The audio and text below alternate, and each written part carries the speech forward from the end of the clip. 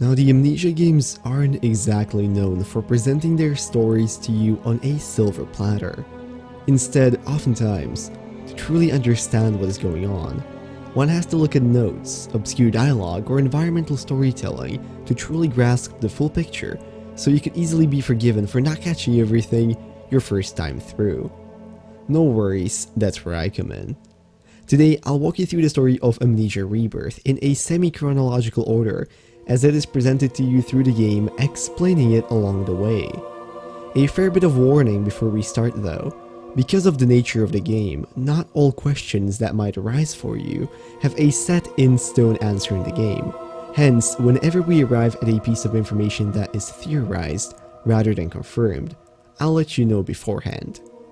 But without any further ado, stock up on matches, whip out your magical amulet, and let's go. So we start out as Anastasie Trianon, or TASI for short, a French drafter embarking on an expedition to French Sudan with 13 other individuals, including her husband Salim. Time frame: 1937, about 98 years after the events of Amnesia: The Dark Descent, or 38 years after the Amnesia: Machine for Pigs. Location: airplane above the Algerian desert, flying at a relatively low altitude. This trip is unfortunately disrupted by a strange sandstorm though, through which TASI sees a few flashes of what appears to be a dystopian landscape or city. Not that she has a lot of time to admire it or anything, as a sudden engine malfunction brings the plane down and everything goes dark. As soon as you wake up, you realize something isn't right.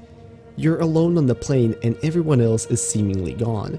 What's more is that after getting out, you start getting flashbacks of the crew leaving the plane together with you. How can that be? Well, quite simply, you have amnesia. Who would have thought?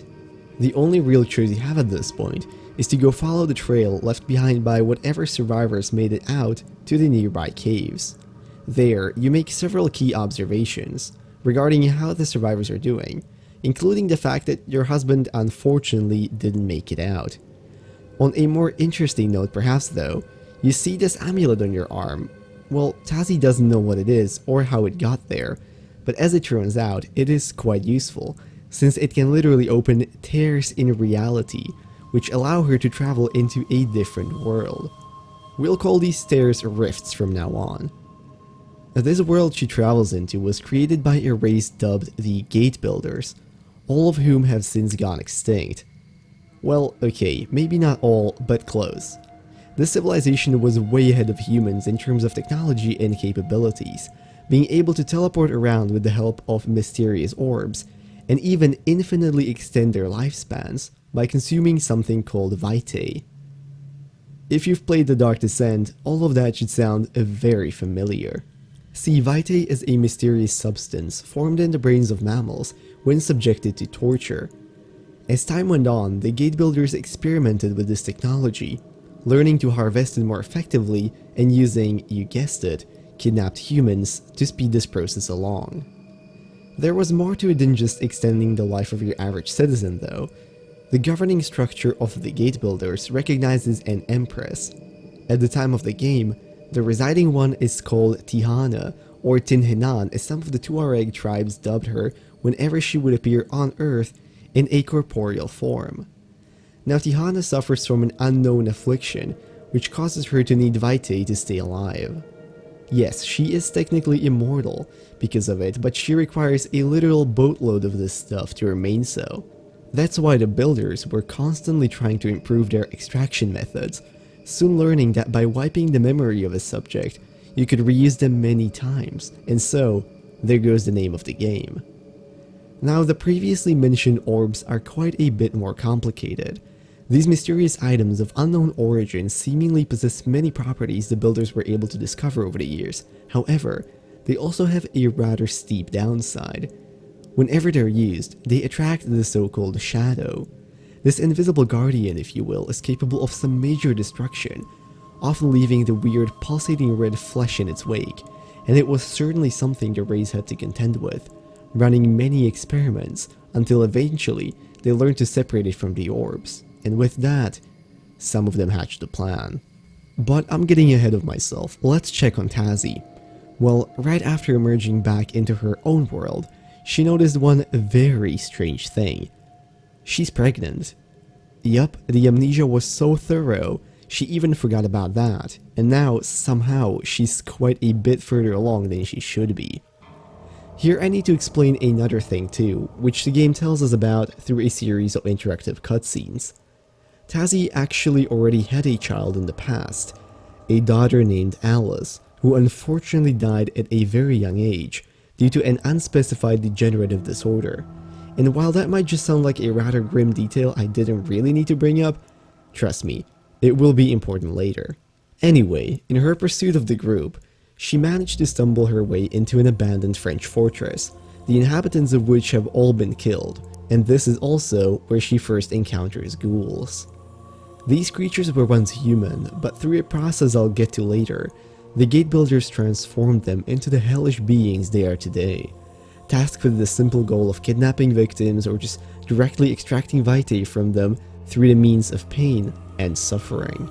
The ghouls aside though for now, our protagonist continues her journey through the rifts and crypts of the game, at one point even actually walking right into the remnants of a campsite led by Thurston Herbert. Okay, that name might not mean a lot to you, but if you've played The Dark Descent, you should know that this was the person Daniel was an assistant to when retrieving the orb. This place also happens to hold a teleporter TASI hopes to use to get a village she's being directed to by a member of the airplane crew on her radio. As is often the case unfortunately, the shadow intervenes, instead sending her back to the alien world. After some quick puzzles, TASI discovers an X-ray machine she uses on her own body. It sadly informs her, however, that the new baby called Amari will suffer the same disease Alice did. At this point, an ethereal version of Empress Tihana manifests in the room and offers a solution to the problem: vitae. By injecting some, the child would presumably be able to survive. Wow, so helpful. This Tihana sure sounds really nice, right? Well, not really. Remember all the torture? Well, a lot of it was to keep her alive, and well, some of the gate builders did not like that, and so a plan was made. Using the research done on the orbs, they would inject extracts of the shadow into the main vitae chains supplying the Empress, thus killing her and ending the cycle. This backfired rather quickly though, as the shadow spread, not exactly killing the Empress, but essentially decimating their entire world, killing most of the population, and turning some into the floating wraiths. Coincidentally, as you explore the place, you manage to find the remaining vials, which would need to be injected into the system to kill the Empress. Wonder if these will come in handy. Either way, after emerging back into Earthworld yet again, TASI discovers she's on the verge of giving birth, as every trip through seems to move her pregnancy forward. Stumbling into the village, she finds all inhabitants dead except 2 of her crew members, one of which is turning into a ghoul and the other a doctor, which helps deliver her child. Not all is how it seems though, as the doctor grabs the child and attempts to escape with it, leading you to the final chase towards the game's ending, with your memories flooding back, finally revealing the whole truth. After the plane crashed, TASI together with the other survivors went to look for help. Desperate and injured from ghoul attacks, they felt like all hope was lost when Tihana revealed herself to them in her corporeal form.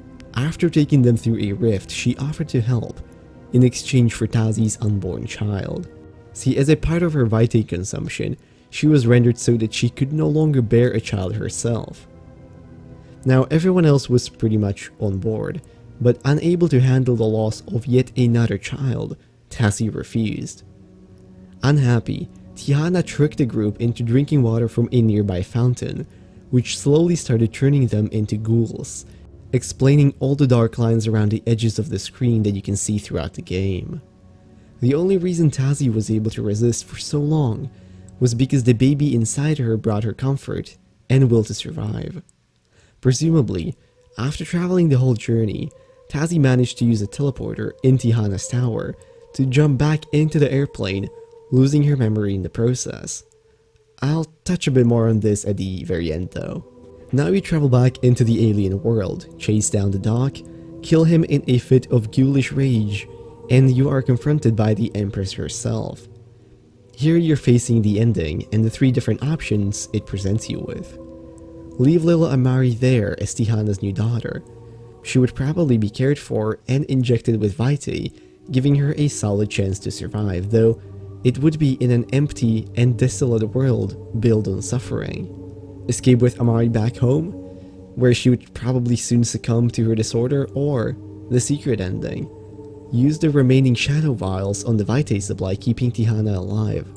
Watch the place be consumed by the fleshy mess, and die together with your child, bringing an end to the endless cycle of madness.